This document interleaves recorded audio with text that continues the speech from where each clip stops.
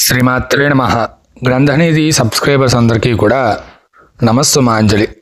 మనం చంద్రగ్రహణం గురించి చాలా వివరంగా చెప్పడం జరిగింది, కానీ చాలామందికి కొన్ని సందేహాలు ఉన్నాయి. దాన్ని మరొక్కసారి తెలియజేయడం కోసం ఈ వీడియోలో మీ ముందుకు రావడం జరిగింది.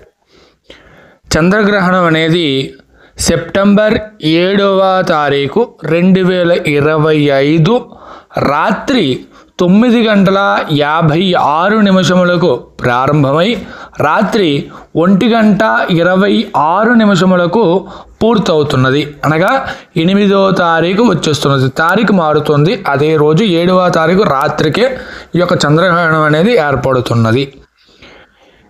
ఈ యొక్క చంద్రగ్రహణం అనేది ముఖ్యంగా వచ్చేటువంటి నక్షత్రములు శతభిష నక్షత్రం, పూర్వభాద్ర నక్షత్ర జాతకుల మీద ముఖ్యమైనటువంటి ప్రభావం చూపిస్తుంది. ఈ రెండు నక్షత్రాలు కూడా కుంభరాశిలో ఉంటాయి కాబట్టి కుంభరాశి జాతకులు ఈ యొక్క గ్రహణాన్ని చూడకుండా ఉండుట అత్యంత ఉత్తమము, చూడరాదు.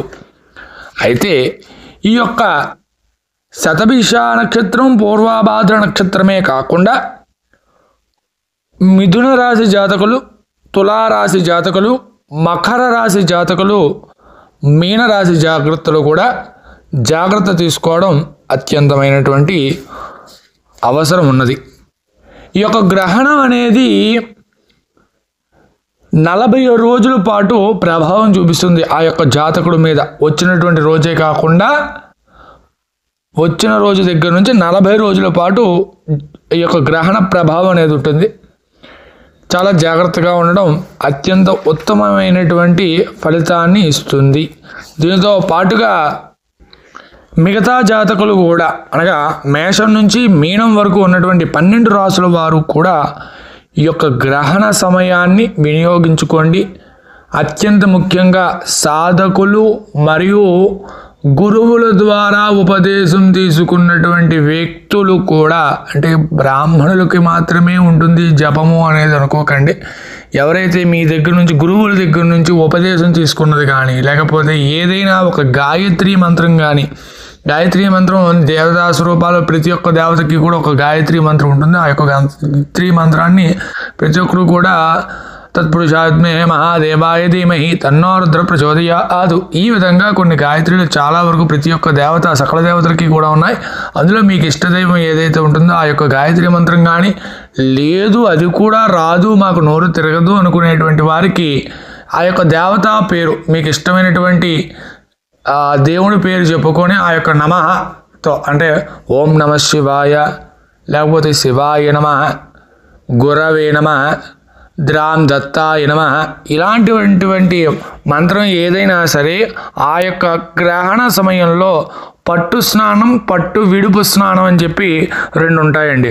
అంటే 9:56 ప్రారంభమవుతున్నది కాబట్టి ప్రారంభమయ్యేటువంటి ఒక 5 నిమిషములు 10 నిమిషాల ముందు, అనగా 9:50 స్నానం ఆచరించి కూర్చొని ఆచమనీయం చేయకుండా, అంటే ఆ సమయంలో నీరు కూడా తాగకూడదు కాబట్టి ఆ సమయంలో ఆచమనం చేయకుండానే ఈ యొక్క జపం అనేది ప్రారంభించుకొని 1:26 వరకు కూడా జపం చేసుకొని ఆ తదుపరి ఈ యొక్క స్నానం, పట్టు విడుపు స్నానం అనేది ఆచరించవలసి ఉంటుంది.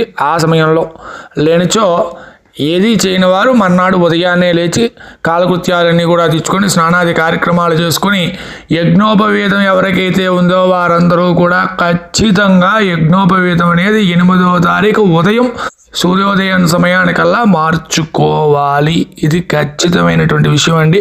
ఎవరూ మర్చిపోకుండా యజ్ఞోపవీతాన్ని మార్చుకోండి. యజ్ఞోపవీతం మార్చుకునేటువంటి విధానం అనేది కూడా నేను మన యూట్యూబ్ ఛానల్లో పెట్టడం జరిగింది. దాని డిస్క్రిప్షన్లో మీకు లింక్ ద్వారా ఇస్తాను. దాని ద్వారా యజ్ఞోపవీతం మార్చుకోవచ్చు. ఈ యొక్క గ్రహణానికి సంభవించినటువంటి నక్షత్రములు శతభిష నక్షత్రం మరియు పూర్వభాద్ర నక్షత్ర జాతకులు దానంగా ఇవ్వవలసినటువంటి వస్తువులను కూడా నేను చెప్పడం జరిగింది. కానీ చాలామందికి సందేహం ఉన్నది కాబట్టి అది కూడా తెలియజేస్తున్నాను.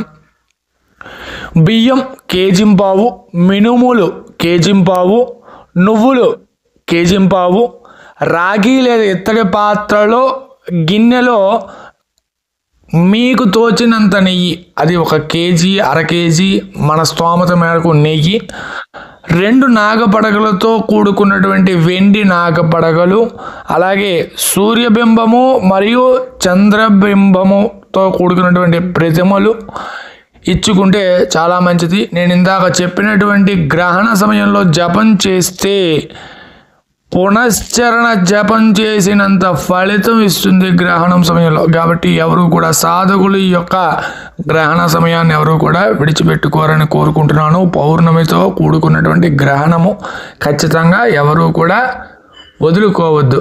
ధన్యవాదములు. శ్రీమాత్రే నమః.